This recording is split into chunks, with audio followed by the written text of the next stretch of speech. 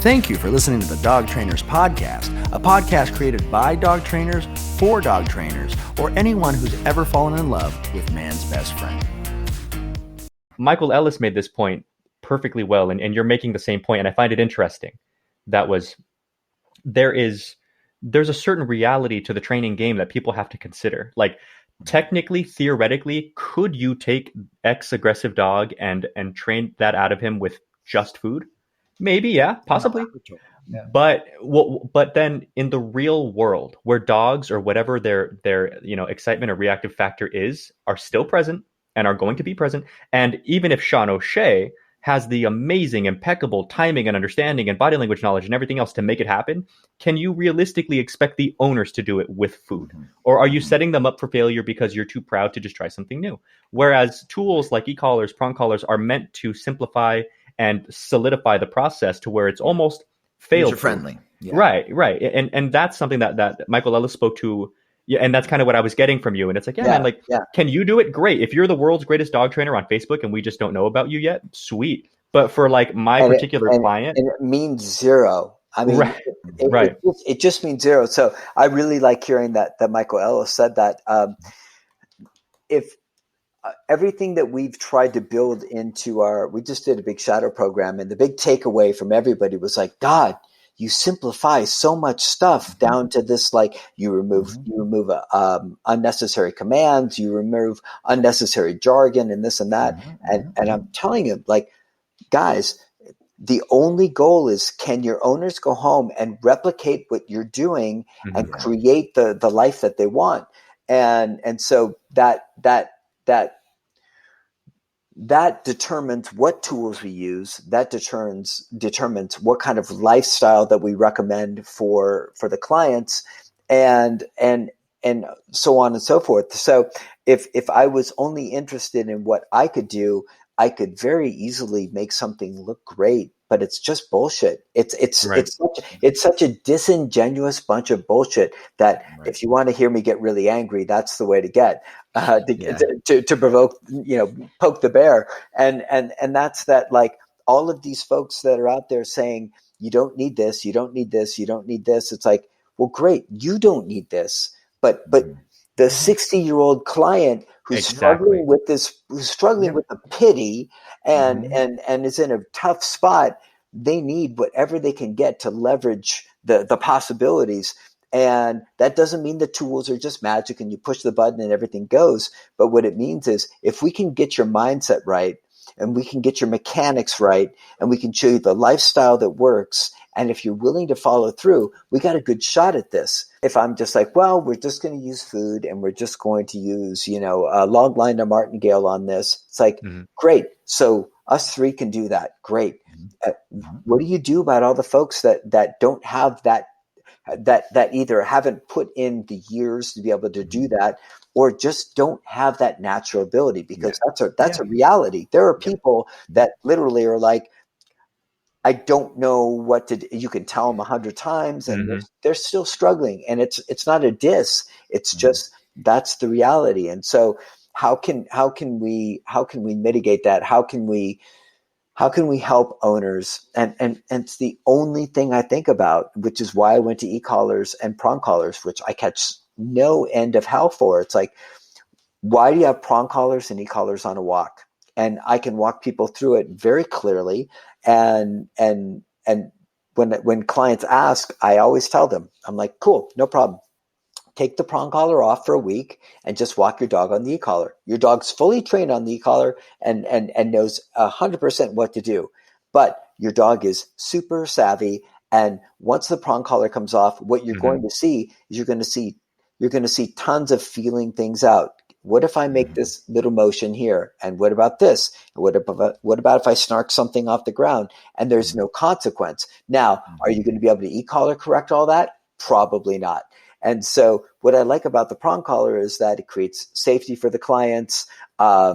It it allows for you to have very nice directional changes, which the e-collar, like, of course, if you got a Mal and you're going to go through the farmer's market with your Mal, he's going to be glued to you. Fucking great. Yeah. But if you've got something different, if you got every other dog in the world and you've got your regular client, they need to be able to get through that situation or anything that's tight confines and be able to just comfortably, without a ton of stress, move their dog around. And e-collars are not directional, and so let's do that.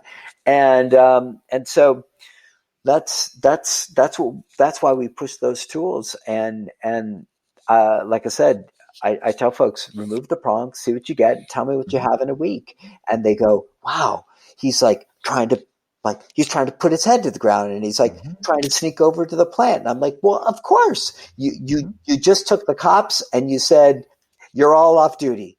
And I get it. People can make the argument all day long, and it's perfectly fair. You could say, well, that's not a sufficiently trained dog. If the dog needs the prong collar, then that's not a sufficiently trained dog. And I push back, and I think that's bullshit. Maybe for you, maybe for me, but for my clients, no way. I want them to have every advantage to be able to walk out their door and enjoy their lives together. And if that makes me the bad guy that's got too many tools on their clients or on the client's dogs, I really don't care. Yeah, so be it. And I think that one of the magical things that I learned, this I definitely got from you, because I remember intensely. In fact, I remember designing my logo based on you saying this kind of thing. That was you made it a point to give trainers permission, if that's what you want to call it, to be okay with kind of filtering out your clients. Like, hey, I work e-collar, and if you're not cool with that, that's okay, but maybe I'm not the trainer for you. And that was something that I found just amazing, because of course, naturally, people in a market want to be like, well, I want the widest swath of clients possible. But then of course you run into the natural, what if the dog could be really good on an e-collar, and at some point you're going to have to recommend it as a trainer. This is your job to call things as you see them. These people are paying you for your honesty and your time and your expertise.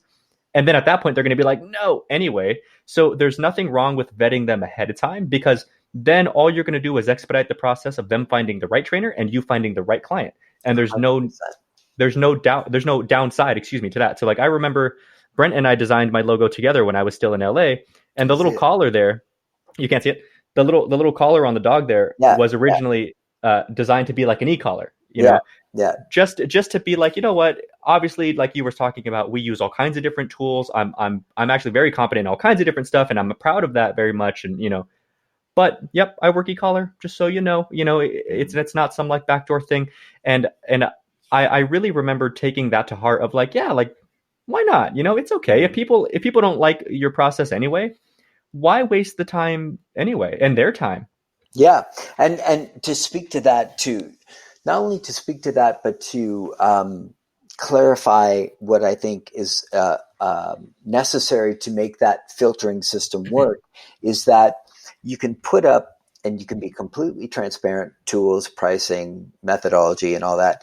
So you can put all that stuff up, but if you don't put out enough content to show the value and the results, then you're putting people in a space where they're like, well, I'm not really crazy about that tool, but you don't have anything to offset it. Now, if you put everything up really transparently, and your text on your website isn't some kind of bombastic and harsh kind of thing, and it doesn't mean that you're lying to people, but it's it's balanced.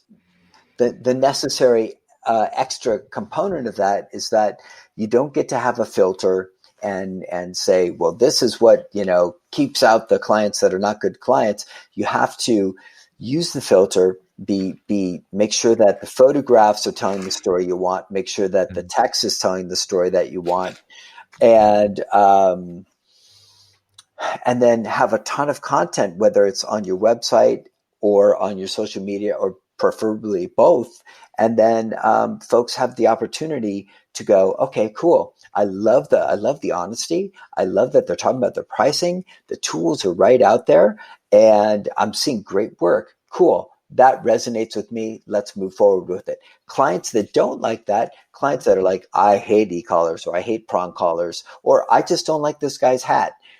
They can just, they can just find somebody else, and that's a better fit for them. So that's really what we're looking for is not trying to like, there's always going to be people that are looking for the biggest funnel and see what you can bring in. And I'm telling you, from my personal perspective, it really seems like a recipe for misery. It's like you're going to have to do the prong collar dance. That's the other prong collar dance and the e-collar dance, and be like, okay, let me tell you why it's like a mother's dog bite and all this stuff right before you put a gun to your head, Right. So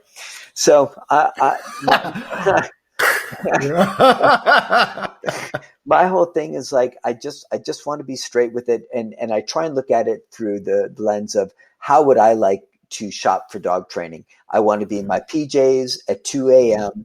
and I want to look through stuff, and I don't want it to be like, call for more information. You're right.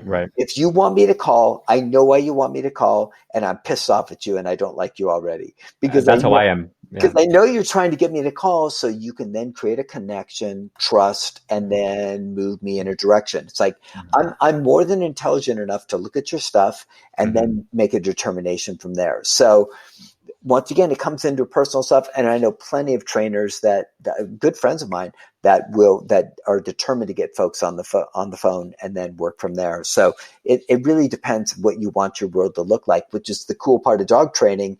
Being an unregulated industry for its pros and cons, you get to create the world that you want and how you want that world to reflect, a lifestyle that you enjoy. Thank you for listening to the Dog Trainers Podcast, a podcast created by dog trainers, for dog trainers, or anyone who's ever fallen in love with man's best friend.